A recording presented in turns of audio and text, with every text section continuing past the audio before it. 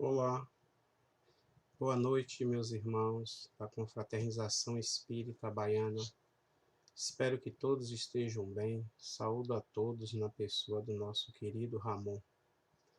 É um prazer mais uma vez estar aqui com vocês para nós conversarmos, falarmos acerca do Evangelho de Jesus, acerca da Boa Nova.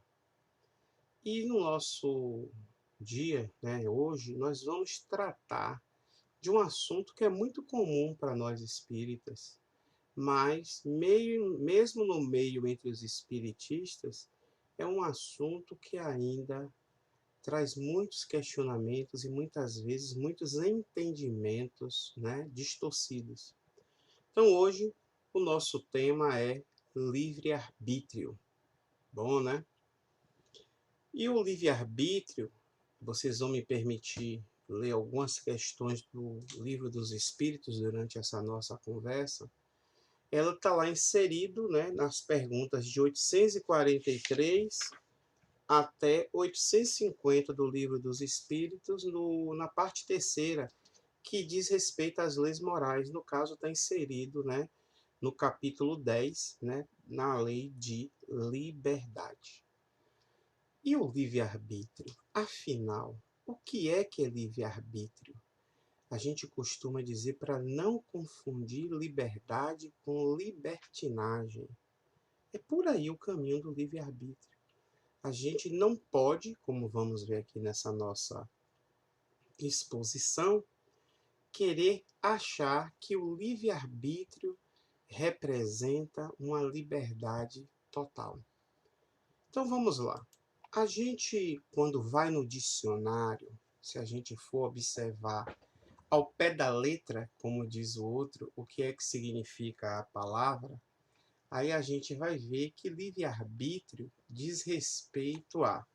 O arbítrio é aquela capacidade, cuja decisão é dependente apenas da vontade. Então, o arbítrio é a decisão que depende apenas da vontade da pessoa. Então, é o arbítrio. Já o livre, que vem antes, que precede o nome, indica o quê? Uma autonomia.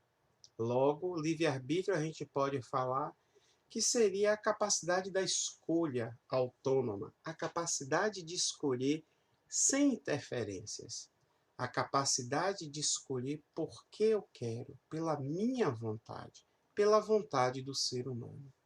E aqui a gente já pode logo, correlacionando com a nossa doutrina, com o livro Pensamento e Vida, que Emmanuel, na psicografia de Chico Xavier, nos fala acerca da vontade.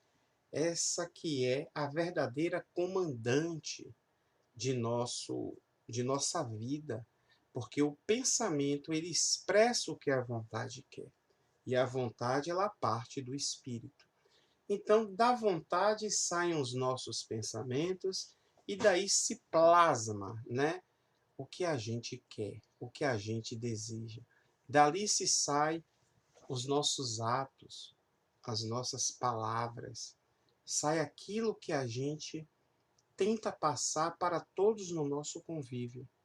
Então a gente começa a observar de que o livre-arbítrio, como ele é dependente da vontade, não o poderia ser, pois a vontade é do espírito, e o livre-arbítrio vem a ser um instituto, eu diria até um princípio, é um atributo que o espírito recebe, nós que fomos criados simples e ignorantes. E, meus irmãos, me perdoem, estou vindo de uma gripe. É interessante quando a gente fala de livre-arbítrio, porque muitos pensam que a gente vai falar, que a gente vai fazer, que a gente vai pensar e ninguém tem nada a ver com isso. Lei do engano. A gente começa a entender que esses atos, ações, palavras que nós emitimos isento de condicionamentos, de motivo, de qualquer causa, simplesmente porque parte da nossa vontade, esses atos, essas ações, esses pensamentos, eles sim podem interferir na vida das pessoas. Eles sim podem ir de encontro à liberdade do outro. Daí porque essa liberdade que nós temos em tomar essas decisões, elas têm que ter um certo discernimento, uma certa condição moral, uma certa consciência. Daí porque o livre-arbítrio ele nos foi dado pela divindade, por Deus, nosso Pai, quando nós já adquirimos consciência, porque fomos criados simples e ignorantes. E ao longo dessa jornada evolutiva, como sabemos, nós vamos a cada encarnação, a cada reencarnação, juntando, amealhando aqueles valores que nós conseguimos desenvolver. Muitas vezes valores morais bons, outras vezes ruins e perfeitos. Isso nos torna, e isso procede de que somos espíritos no mundo de provas e expiações. Mas o livre-arbítrio em si, quando Deus nos proporciona, vem junto algo chamado responsabilidade. Sim. Então a gente começa a entender que nós temos que ter responsabilidade em assumir os nossos atos. Porque nós sabemos que existe aquela lei de causalidade, né? A lei de causa e efeito, que nos diz o quê? De que aquilo que a gente plantou, a gente colhe. O que é que nós estamos hoje fazendo? Nós estamos colhendo o que plantamos. E o que foi que a gente plantou? Aquilo que a gente escolheu.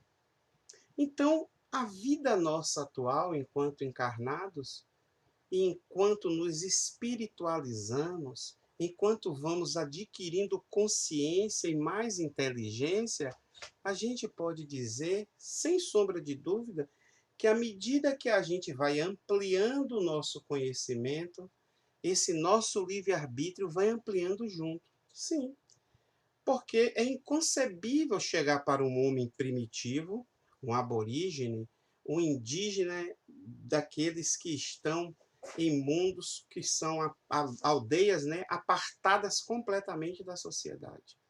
Que eles venham a resolver uma questão de física, que eles venham a construir algo que exija raciocínio. Porque então a gente começa a entender que a gente então faz aquilo que a gente sabe. E essa é a resposta dessa questão 843 do Livro dos Espíritos, quando Kardec chega para o Espírito de Verdade e pergunta: tem um homem o livre-arbítrio de seus atos? E o Espírito de Verdade responde: pois que tem a liberdade de pensar, tem também a de agir. Sem o livre-arbítrio, o homem seria uma máquina. Ora, Descartes, René Descartes, o grande filósofo matemático, ele já dizia o quê? Penso, logo existo. É uma condição humana. Se nós já temos essa consciência, saímos já, ou melhor, estamos a caminho de se libertar dos instintos, né, desde lá os homens das cavernas, e nós já sabemos, levamos um homem à Lua, um foguete à Lua, mandamos agora um robô a Marte. Então a gente já sabe muito bem o que é o proceder. E o livre-arbítrio nos fala diretamente a isso, diretamente à moral. E o que é moral? A moral é o bem proceder, como o próprio Espírito de Verdade nos fala no Livro dos Espíritos. É saber discernir o bem do mal, o certo do errado. Sabendo discernir o certo do errado, então nós temos plena capacidade de tomar nossas decisões. Porque Deus, nosso Pai, infinito e bondoso, soberanamente justo e bom, ele não iria criar-nos para o mal, para praticarmos atos ruins, para tentarmos contra a vida alheia, contra a natureza. Então a gente começa a entender de que o que acontece no mundo, na humanidade, daquilo que são questões que nos levam à prática do mal, foram criadas, foram desenvolvidas pelo homem. E a gente então começa a entender, meus irmãos, de que esse discernimento nos leva àquela célebre frase de Paulo, de Paulo na carta dele aos Coríntios. A primeira epístola dele aos Coríntios, no capítulo 6, versículo 12, que ele diz: tudo me é permitido, tudo me é lícito, mas nem tudo me convém. Tudo me é permitido, mas eu não deixarei que nada me domine. É uma frase muito bonita, que exige um raciocínio muito nobre de nossa parte. Porque se a gente for observar, é exatamente assim. Chegamos no momento em que nós até podemos, mas não devemos fazer. Outras vezes até devemos, mas não podemos. Então a gente encontra que essa dualidade, esses questionamentos, à medida que nós vamos nos intelectualizando, desenvolvendo a razão, o intelecto, o nosso livre-arbítrio ele vai se expandindo. E aí então choca com aquilo que nós perseguimos, que é a nossa transformação moral. A gente precisa, e sabemos disso, desenvolver mais o amor dentro de nós. Porfiar, insistir, perseverar na prática do bem, para que possamos fazer um equilíbrio, como nos cita Kardec, nas asas de um pássaro, para que ele não voe manco, para que o intelecto suba, cresça, e o amor cresça à medida que o intelecto também cresce até se igualarem. 2000 anos depois da vinda do nosso Mestre Jesus, e nós observamos que muitos atos que a humanidade faz só mudou os instrumentos, só mudaram as personagens, né? O tacape, as pedras foram substituídas por metralhadoras, por armas possantes. As pessoas, elas estão mais cultas, se vestem melhor, se alimentam melhor, são mais inteligentes, mas infelizmente ainda praticam os mesmos atos desumanos, que é aquele primarismo animal que muitos de nós ainda trazem íncitos, né? Aí isso lembra, quando a gente está estudando sobre o livre-arbítrio, porque Santo Agostinho, assim como Paulo, porque Paulo, ele quando jovem, eu costumo brincar, ele não era nenhum gatinho, ele não era muito certinho, porque ele perseguia e matava os cristãos. E depois da queda dele do cavalo na estrada da conversão, a gente vai observar a transformação moral dele. A gente vai observar ao longo de pouco mais de 30 anos o desenvolvimento da vida dele em aqueles que eles perseguiam, ou aquele com A maiúscula, Jesus Cristo, que ele não gostava, que ele odiava, ele passou a ser o grande defensor, o grande divulgador do Evangelho de Jesus. Da mesma maneira, Santo Agostinho. Santo Agostinho, na juventude, ele era muito boêmio. Ele não queria muita coisa, como diz o ditado, com a hora do Brasil. E aí a gente, quando lê a bibliografia dele, vê muitas vezes que temos que agradecer muito a Mônica, a Santa Mônica, a mãe dele, que tanto orava para que o filho se transformasse moralmente. E conseguiu. E Santo Agostinho tem uma obra que se chama, ele fez com um amigo dele chamado Evódio, que se chama Delibero Arbítrio, que é livre-arbítrio. Isso, meus irmãos, eu estou falando mais ou menos 400 anos depois da morte de Cristo. E o livro, ele é todo feito em forma de diálogo.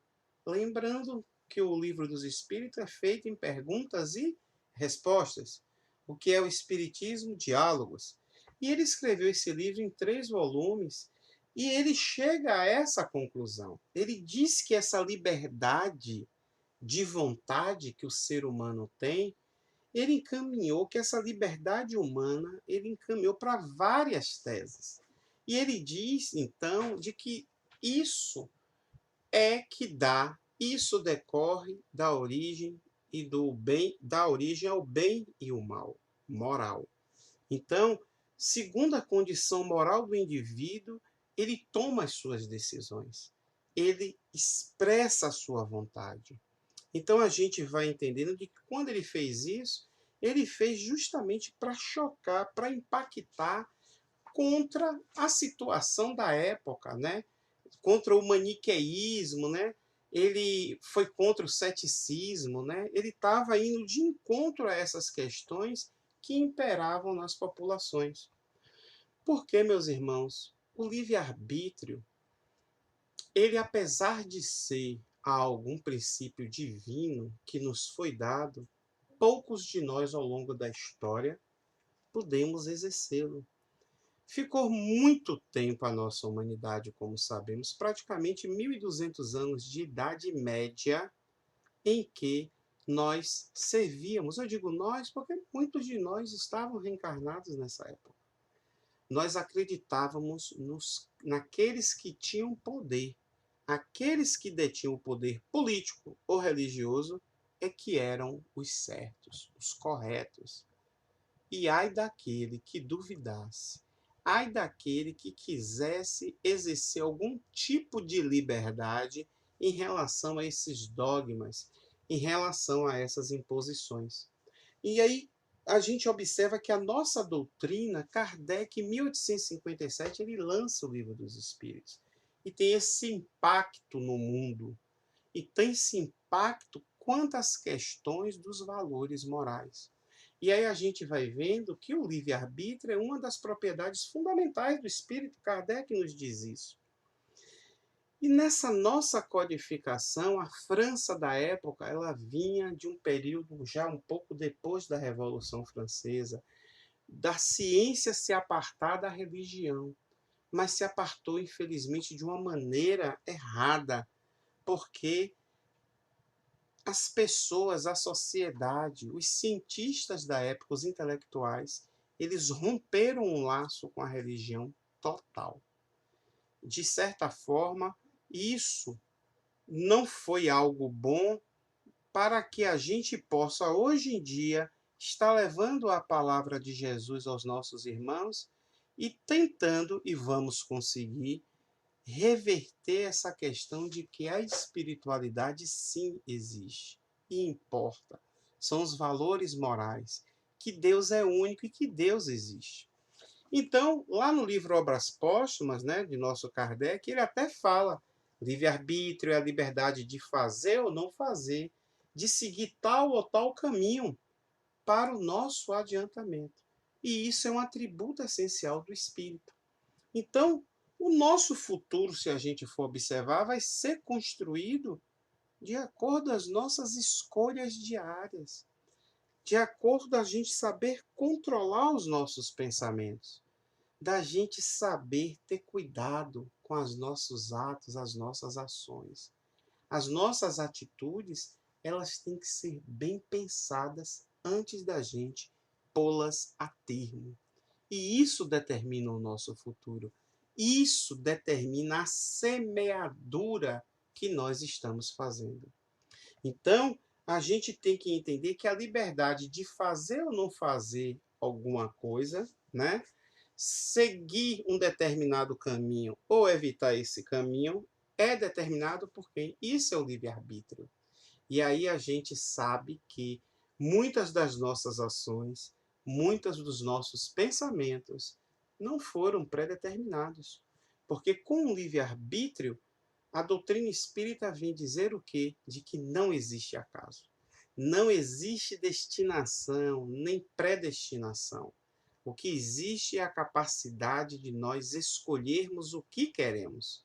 E aí, então, de acordo com a maneira como nós estamos do ponto de vista moral nas nossas questões, sejam benfazejas, sejam as nossas mazelas, a gente é responsável e isso foi predeterminado. Então, o livre-arbítrio, ele cresce conosco, ele é desenvolvido à medida que o conhecimento, como eu já disse, vai se agregando a nós e vai gerando também uma responsabilidade pelos atos praticados. Então, quando o homem conquista esse livre-arbítrio, ele tem um caminho a palmilhar, porque senão seria como o espírito de verdade respondeu a Kardec. Nós seríamos o quê? Uma máquina, todos robozinhos. A gente iria nascer, crescer, procriar, comer, respirar, morrer, renascer, morrer, crescer, procriar, íamos ser robôs. Nós não seríamos responsáveis pelos nossos atos. Nós não teríamos vontade. Seríamos uma máquina, como diz o Espírito de verdade. E aí, quando Deus nos concede esse princípio, Ele está dando a oportunidade da gente edificar o nosso próprio caminho. Essa é a realidade. Daí porque nós dizemos que nós somos os construtores da nossa própria felicidade, ou do nosso sofrimento, né? Buda já falava da questão do sofrimento. Porque se a gente tem a liberdade de escolher o caminho certo ou errado, nós nos responsabilizamos pelo que há de vir diante dessas nossas escolhas. Então, quando Kardec chega para o Espírito de Verdade e faz a pergunta 844, ele diz: do livre-arbítrio goza o homem desde o seu nascimento? Aí o Espírito de Verdade responde: existe a liberdade de agir, desde que haja vontade de fazê-la. Nas primeiras fases da vida, quase nula é a liberdade, que se desenvolve e se muda de objeto com o desenvolvimento das faculdades. Estando seus pensamentos em concordância com o que a sua idade reclama, a criança aplica o seu livre-arbítrio àquilo que lhe é necessário. Meus irmãos, eu costumo fazer a comparação daquela velha cena, já teve até propagandas comerciais, e a gente já teve, já viu, já presenciou as crianças na parte de doce ou de biscoitos do supermercado.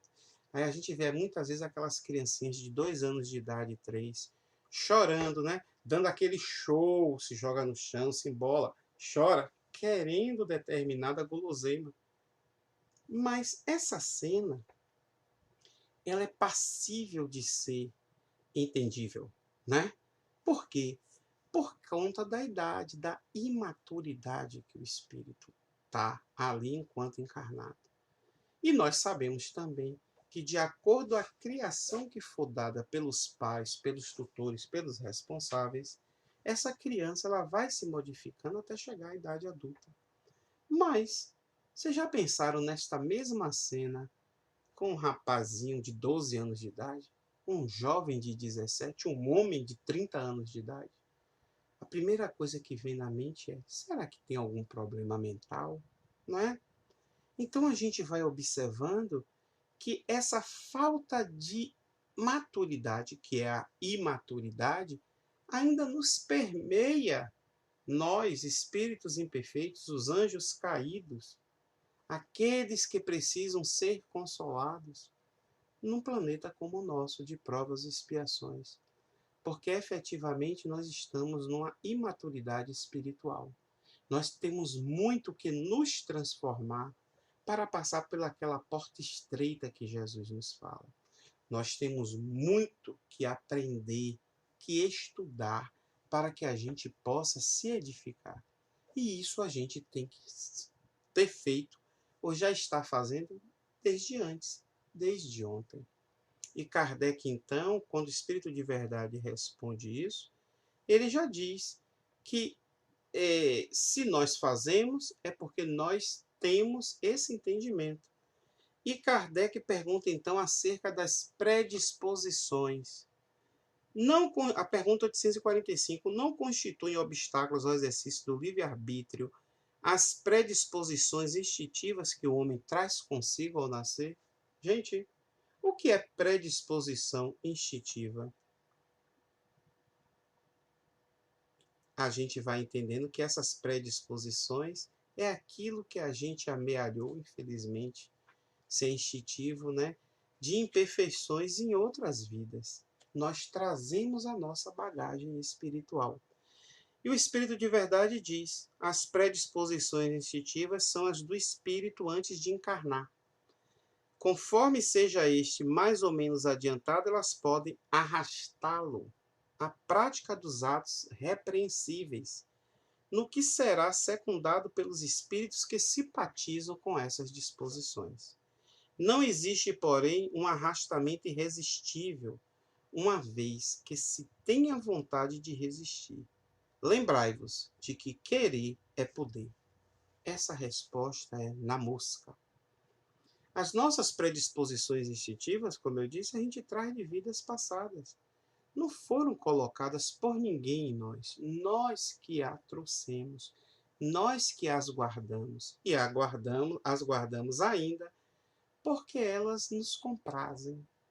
Então, se nós temos atitudes, essas predisposições, nós temos, assim como a gente teve a coragem, o entendimento de fazer, a gente tem o entendimento de desfazer o erro, né? E aquela célebre frase que o nosso querido Divaldo Franco, a veneranda Joana de Ângeles fala, né? O mal que a gente fez, a gente paga com o bem que se faz. Então nós precisamos entender de que as nossas provações, as nossas expiações, quando vem para exercermos o nosso livre-arbítrio e nós tivermos vontade de atuar, de agir com essas imperfeições que nós trazemos, é ainda porque nós queremos. Porque o Espírito de verdade nos diz o quê? De que nada é irresistível. A gente pode repreender, sim. Porque querer é poder.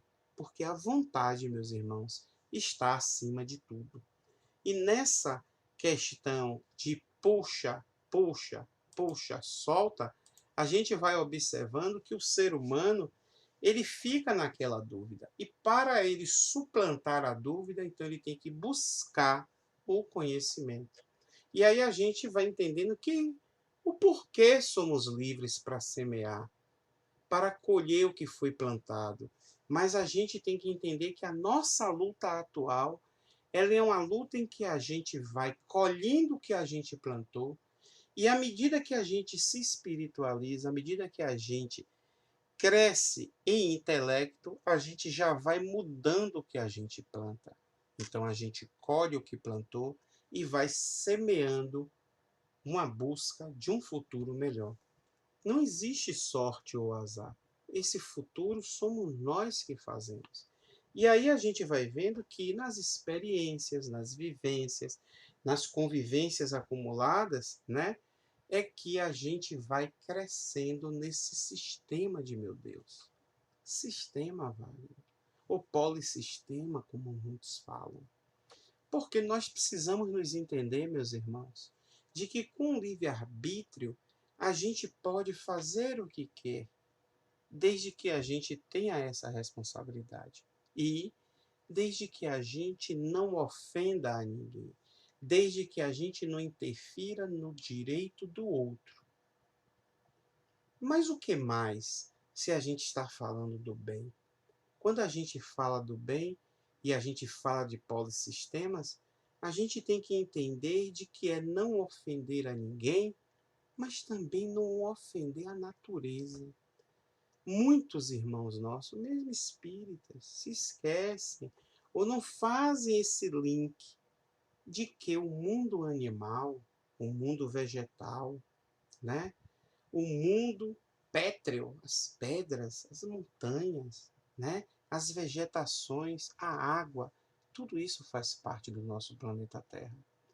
E a gente tem que entender de que nós estamos nesse sistema complexo de Deus. E nós devemos zelar por ele.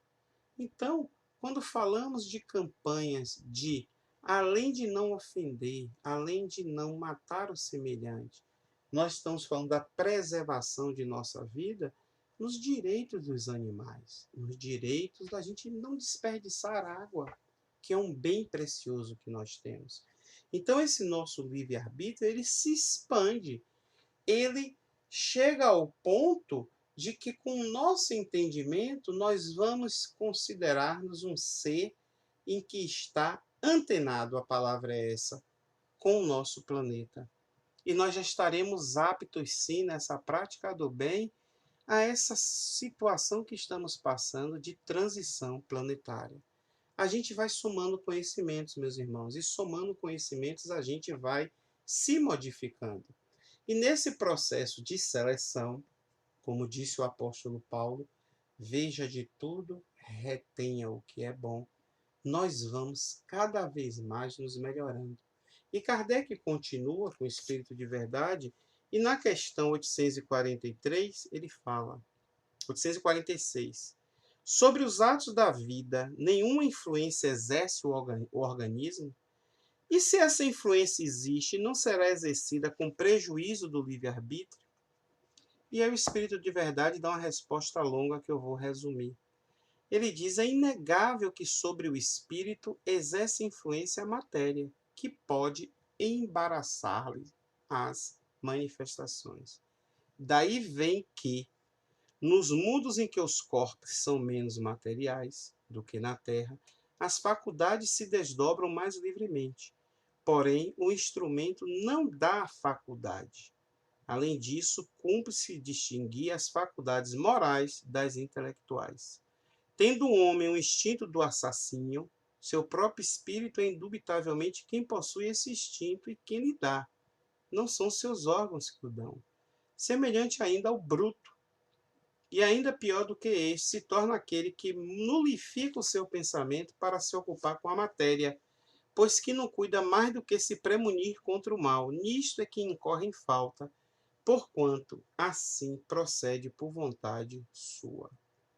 Meus irmãos, o fato de nós virmos com alguma doença, com algum ato impeditivo do ponto de vista orgânico, com alguma doença, não significa que o nosso livre-arbítrio ele vai ser tolhido.